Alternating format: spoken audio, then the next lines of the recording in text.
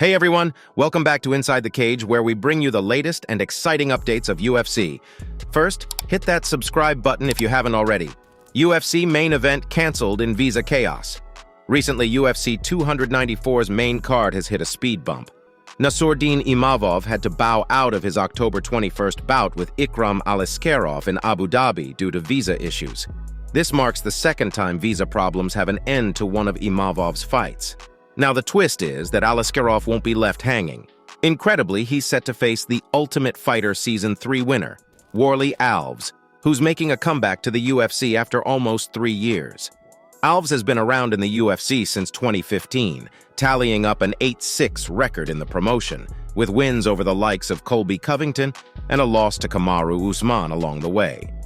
As much as it stings to see Imavov's bout canceled, this new matchup just makes more sense in the grand scheme of things.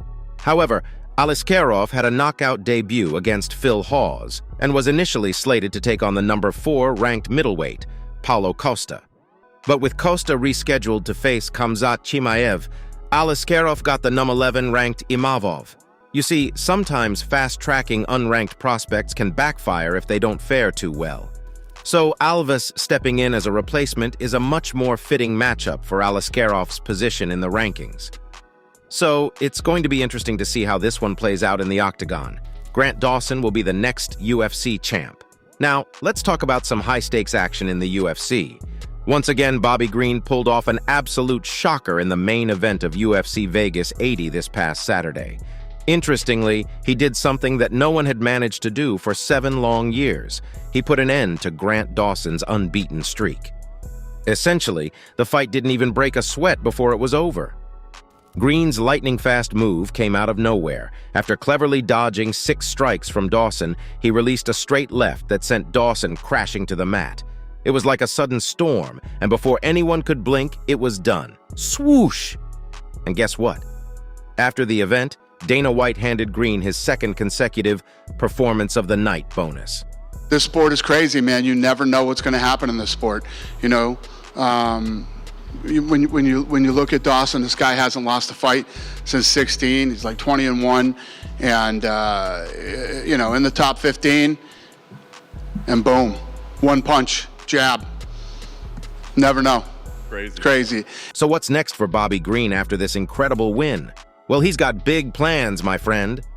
After the victory, Green made it clear that he's aiming to step back into the octagon in December. And if that happens, it'll mark his 4th fight of the year. That's some serious dedication right there. There's always room. There's always room. We can always add another fight. So, yeah. Listen, if he really wants to turn around, we'll see. We'll see what's going on, and we'll figure something out. In his recent matchups, Green has been on fire, going 2-0 with 1 no contest. He's been closing out fights in style too, with his last 2 ending in stoppage victories. Whereas Dana White seems all for the idea of Green making another appearance before the year's end. So we might just get to see Green continue his impressive run in 2023. A verbal clash between Gordon Ryan and Jon Jones. Jon Jones is making some moves and showing off his new training partner as he gears up for UFC 295.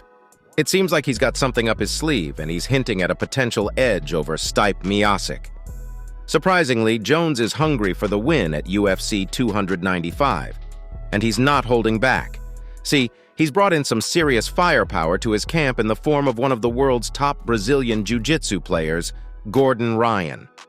Recently, Gordon Ryan dropped a pic on Instagram with Jon Jones, and in response to that Instagram post, Jones dropped a little hint that's got everyone talking. What could it be? Well, we'll have to wait and see, but one thing's for sure, Jones is leaving no room for doubt as he gets ready for UFC 295. Meanwhile, Stipe over there preparing for a boxing match. However, it seems like we've got some interesting developments in the lead-up to UFC 295. But guess what? Jones took his Twitter account to express his excitement about teaming up with Gordon Ryan. From the sound of that tweet, it looks like Ryan has been dishing out some valuable lessons to Jones. "My boy Gordon Ryan served me up a large hot piece of humble pie tonight," wrote Jones. "It was exactly what I was looking for." Furthermore, Jones opened up a bit more about his experience, and let's just say it got to him. He mentioned that it seriously messed with his emotions and might even give him some trouble catching those Z's at night. Training with a 28-year-old phenom to fight a 41-year-old GOAT. I'm exactly where I'm supposed to be, continued Jones in another tweet. In response, Ryan posted on Instagram again and spread Jones's retirement rumors in town. Another few days of work with the man, Jon Jones. I'm looking forward to watching him put on a show for the fans and getting ready to soon after leaving the sport at the top, on his terms and unbeaten. What an honor to be a part of this camp. So, we've got both fighters stepping up their game, and no doubt UFC 295 is shaping up to be one heck of a showdown. Guys, if you're enjoying the video, we'd love your support. Just hit that subscribe button to motivate us to bring you more exciting content. Do Bronx targets October comeback for UFC 294 Championship? Well, the news is in for all the fight fans, and it's got everyone buzzing. Charles Oliveira, the former champion, is getting the matchup he's been itching for in his return to the octagon. And yes, it will all happen in the main event of UFC 294 this October. Bronx is getting his shot at redemption against Islam Makhachev. Now, Oliveira didn't get an immediate rematch after losing his lightweight title to Makhachev last year. Instead, he had to prove he was the rightful challenger, and he did so in style with a destructive victory over Beneil Dariush earlier this year. Talk about earning your keep. Particularly, Oliveira's heading back to the very place where he tasted defeat, and he's on a mission to rid of those thoughts and snatch his title back from the Russian powerhouse in Abu Dhabi this fall. It's a showdown that's been long awaited, and it's finally happening.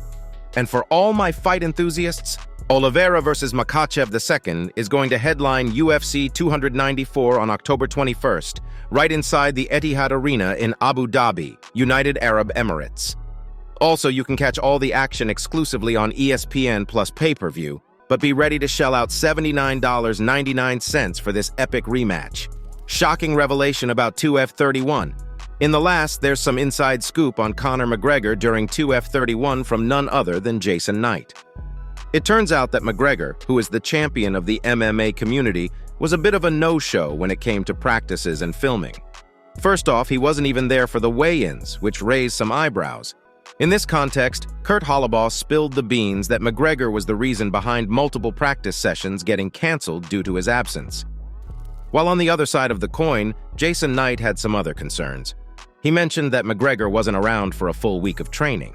That's quite a chunk considering the entire filming of the show only lasted about 4 or 5 weeks. Yeah, man. From what I can understand, he missed at least a good solid week of the practices, and we were only there for a month. He missed a good solid week of not being there at all, Jason Knight said to BJPenn.com about Conor McGregor's coaching on Tough 31. We saw with our own eyes that these guys are supposed to be doing 2 sessions a day, and half the time they would cancel either the morning session or the night session. Or they would come to the house and do cardio on some workout bikes.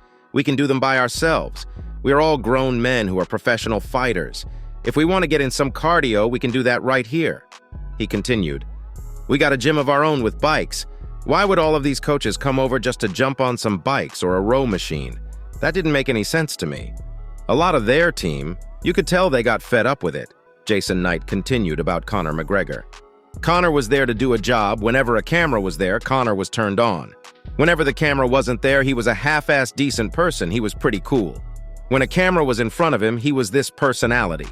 Well, luckily the ball's in Conor McGregor's court at the moment. As of now, he hasn't said a word about the accusations swirling around him, like canceling practices and not being fully present for TF31 filming. While Jason Knight wants to keep it real. He mentioned that he was pretty glad to be on Michael Chandler's team during all of this. It's an interesting twist in the TUF31 saga, and we'll have to wait and see if McGregor has anything to say about it. All right, guys, that's all for today. Don't forget to like and subscribe to our channel. See you at the next one. Until then, goodbye.